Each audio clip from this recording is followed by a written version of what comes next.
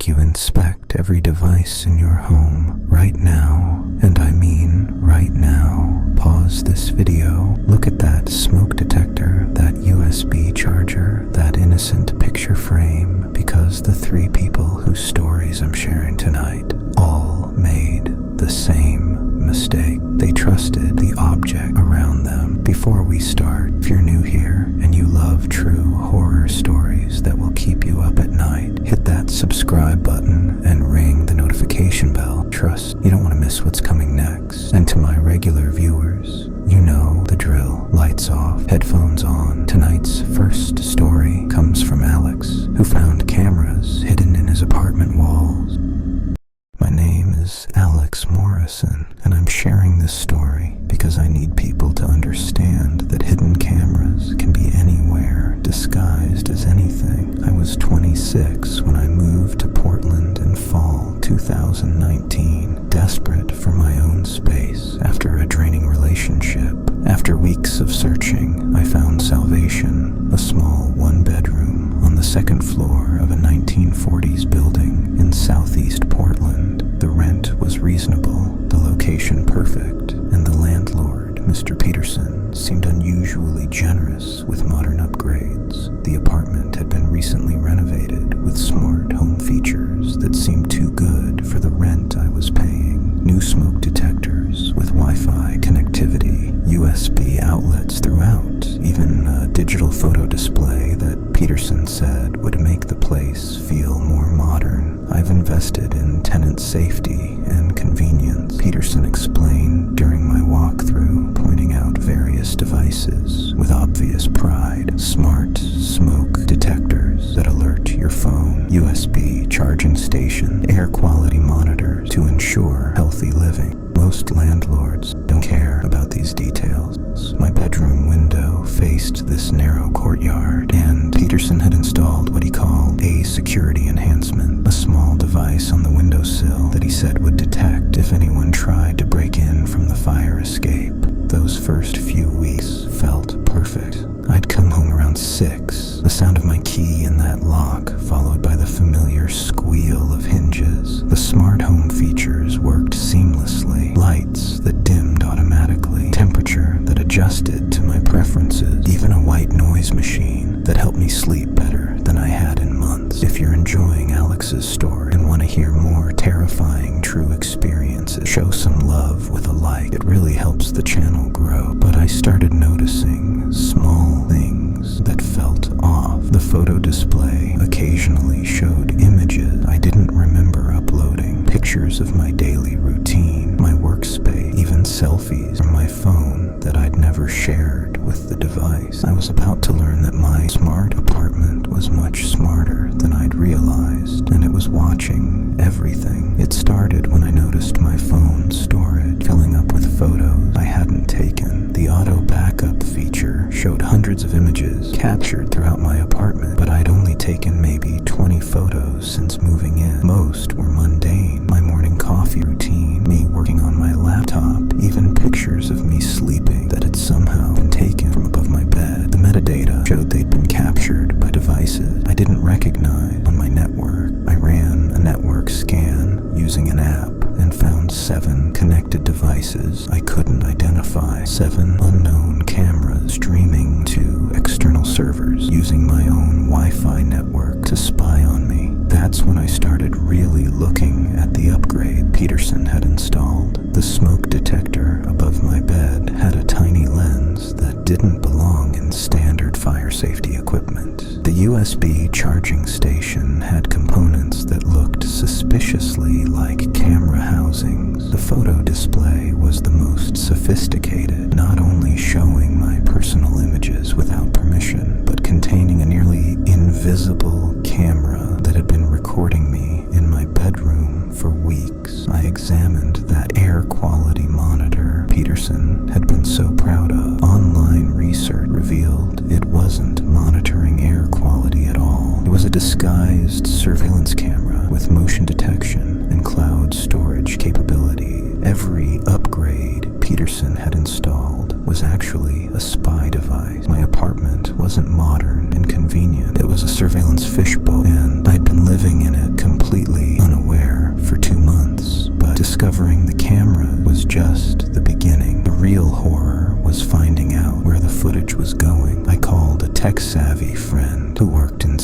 security. When Jake arrived and saw what I'd discovered, his face went pale. "This isn't amateur hour," he said, examining the hidden camera with professional scrutiny. "This is sophisticated surveillance equipment with remote access capability." Jake helped me trace the network connection. All cameras were streaming to external servers registered under shell companies. But worse than that, when we accessed the local storage hidden inside what looked like a cable modem, we found footage of previous tenants. Peterson had been recording tenants for years. Bedroom activities, private conversations, intimate moments, all carefully cataloged and stored. Some footage had timestamps going back 3 years, showing different people in my apartment, all unknowingly monitored. We found evidence that Peterson was selling access to the live feeds through encrypted websites. People were paying monthly subscriptions to watch real tenants living their private lives, completely unaware they were performing for an audience.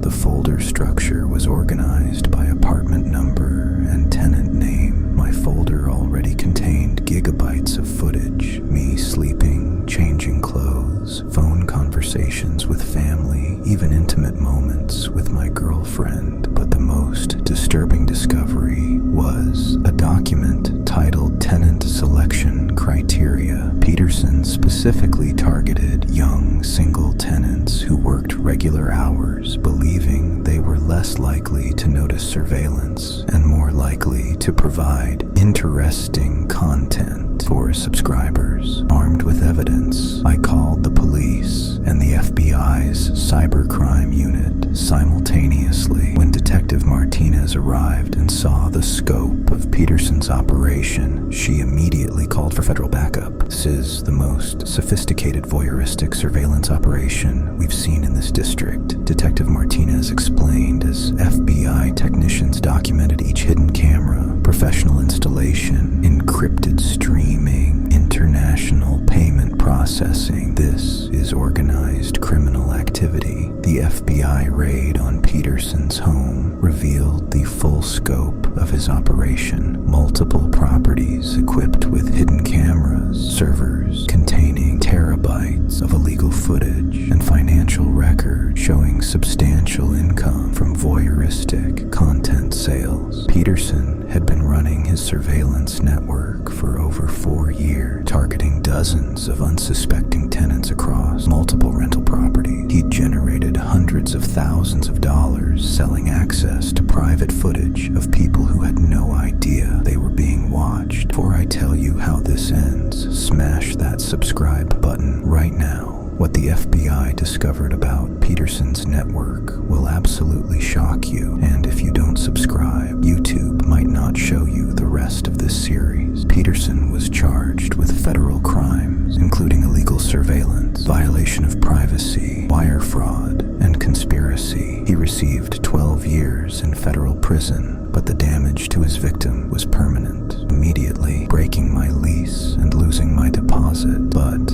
I learned that hidden cameras can be disguised as literally any electronic device. Smoke detectors, chargers, picture frames, air fresheners. If it has power and a tiny opening, it can contain a camera. Because Peterson's operation wasn't unique. Right now, somewhere, another landlord is installing upgrades in rental properties, and another tenant is about to discover their private life has become someone else's entertainment.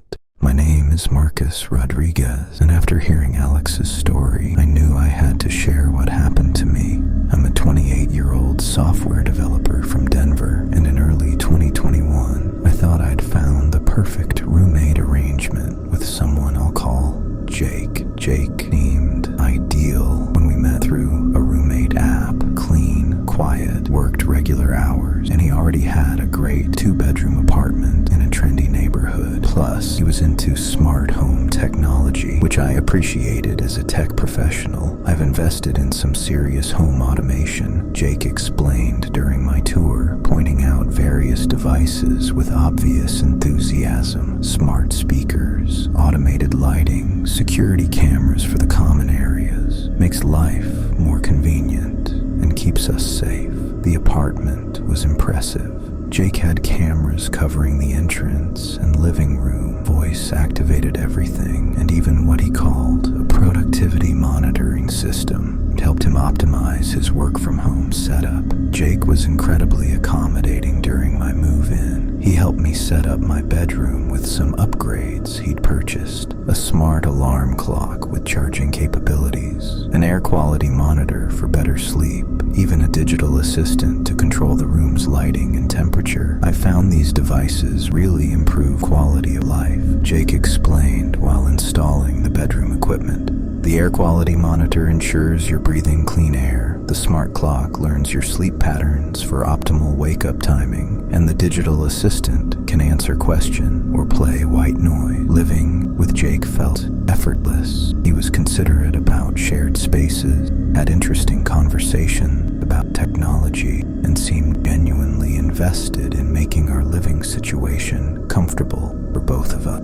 Drop a comment if you've ever had a roommate who seemed too good to be true. This gets much darker. About 2 months in, I started noticing Jake knew details about my daily routine that I'd never shared. He'd ask about my work project in ways that seemed to already understand what I was doing. He'd suggest restaurants I'd researched online but never mentioned aloud. "How did you know I was working on that machine learning project?" I asked one evening after Jake made a specific reference to code I'd been writing privately in my bedroom. "Oh, you mentioned it the other day," he said casually, but I was certain I'd never discussed that project with anyone. The coincidences became more frequent and specific. Jake would bring up topics that perfectly aligned with my private internet searches, suggest solutions to problems I'd only thought about internally, even reference conversations I'd had with my girlfriend during phone calls in my bedroom. One evening, while Jake was out, I decided to carefully examine the devices he'd installed in my room. The smart alarm clock felt heavier than it should, and when I opened the back panel, I found a sophisticated camera and audio recording system. The air quality monitor contained no air quality sensors at all, just high-definition recording equipment capable of capturing clear video even in low light. The digital assistant had been modified with additional microphones that could pick up whispered conversations and even keystrokes on my laptop. I found 5 hidden cameras in my bedroom alone, all disguised as helpful smart home devices. Every private moment, changing clothes, phone calls, intimate conversations, had been recorded and stored somewhere. Using network analysis tools, I discovered all the cameras were streaming to a hidden server farm in Jake's bedroom closet. Sophisticated equipment disguised as normal computer hardware. Jake had been collecting behavioral data on me with the precision of a scientific study. When I accessed the server, I found months of footage organized with obsessive detail, not just video, keystroke logs that captured every password, audio recordings of private phone calls, even analysis reports about my productivity patterns and personal habits. But I wasn't Jake's first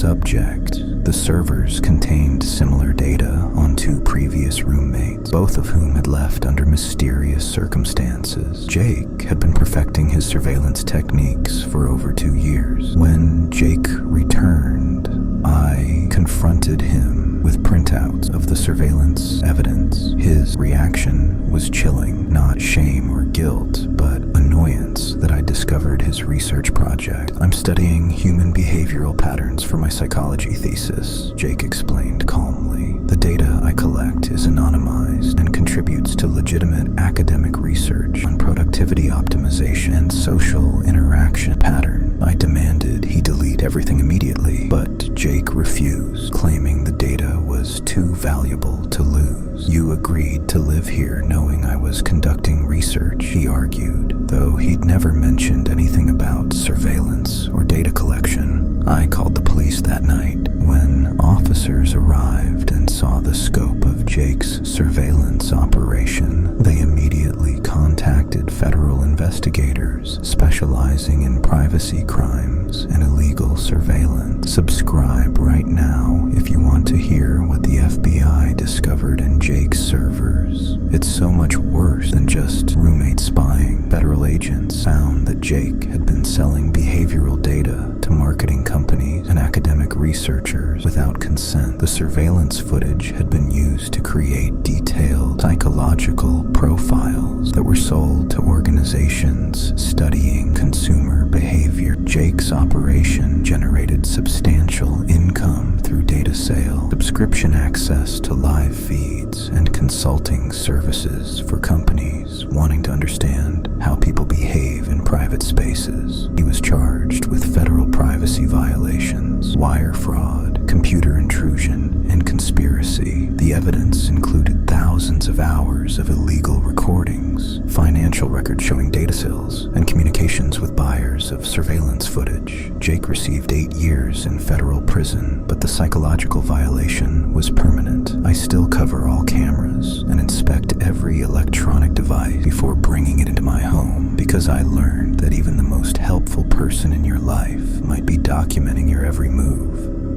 My name is Jessica Chen, and my story will make you question every device in your workplace.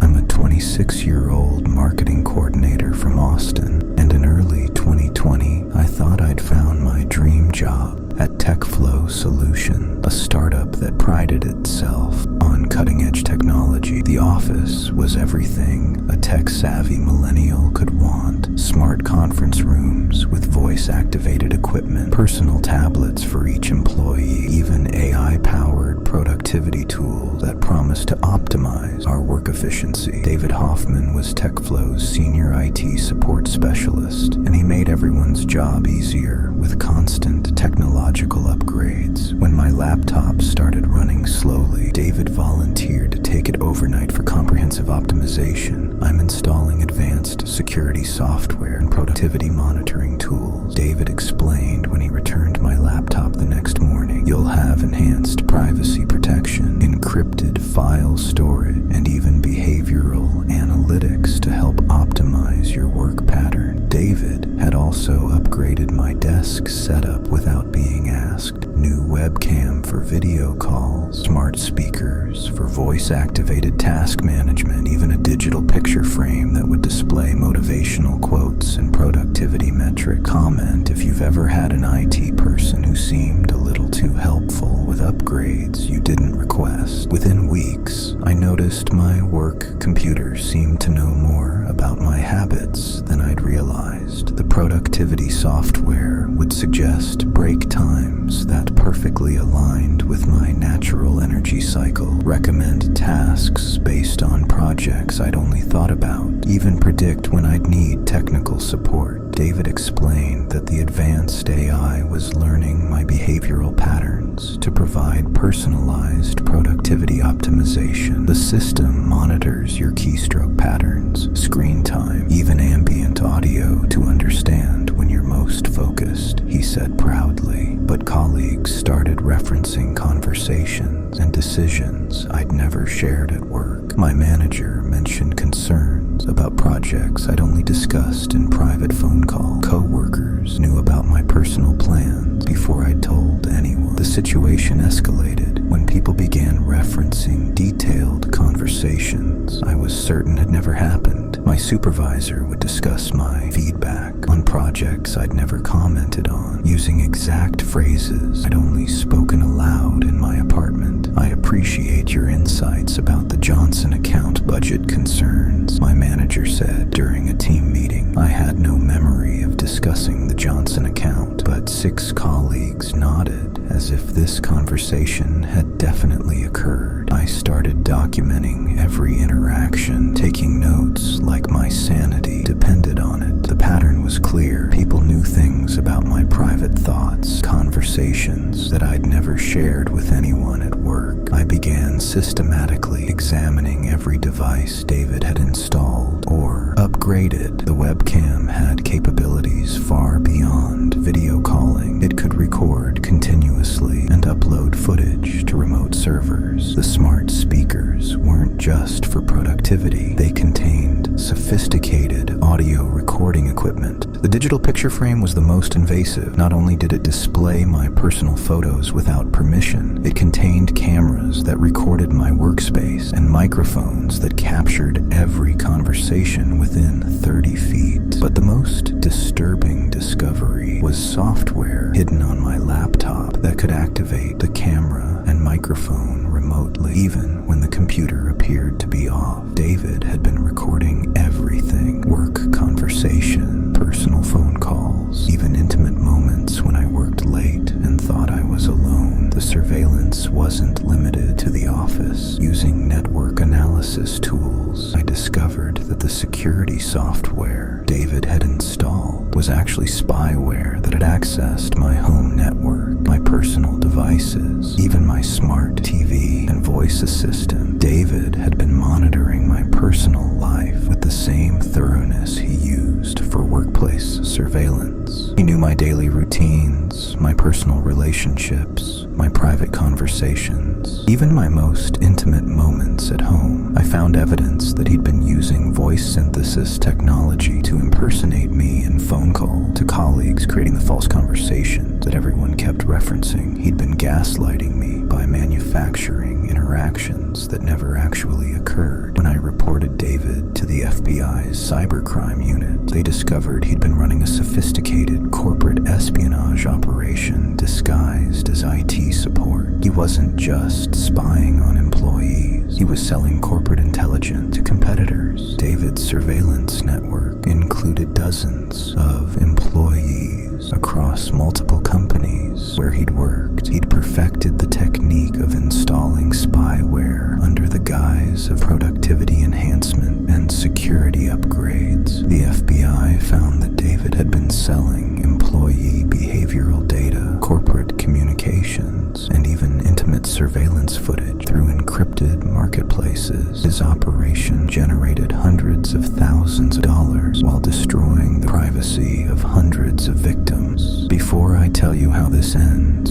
smash that like button and subscribe with notifications on. David's home contained servers with surveillance footage from dozens of companies and hundreds of employees. He'd been operating his spy network for over 5 years, constantly upgrading his techniques and expanding his victim base. He was charged with federal crimes including corporate espionage, privacy violations, wire fraud, and conspiracy. The evidence was overwhelming. Thousands of hours of illegal surveillance, detailed victim profiles, and financial records showing substantial income from data sales. David received 15 years in federal prison, but the psychological damage was permanent. I left TechFlow immediately, moved to a different city, and now work remotely. I inspect every device before using it and never trust workplace technology without thorough security verification, because David's operation revealed a terrifying truth. In our connected workplace, every device is potentially a spy. Every helpful IT upgrade could be a surveillance tool, and the person most eager to help